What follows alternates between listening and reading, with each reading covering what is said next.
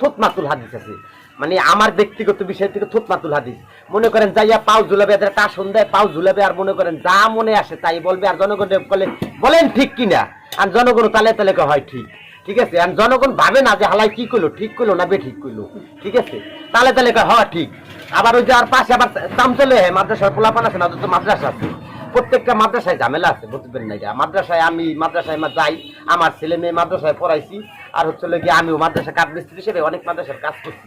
ওরা মনে করেন ঢোক বইরা খাবে, ঠিক আছে, আর বলৎকারে ওরা বলৎকার করে, জানেন এর মূল বিষয় আছে, ওরা খায়, ও গায়ে বেশি ব্যয় কম, ঠিক আছে। তারা মনে করেন বউ বাড়িতে মাদ্রাসায় তার বউ নিয়ে আসতে না, খায় ঢপ বইরা, মনে করেন আবার মনে করেন ওই যে অমুকে পাঠায় তমুকে পাঠায়, খাইতে খাইতে দৈব শক্তি বাইরে যায়।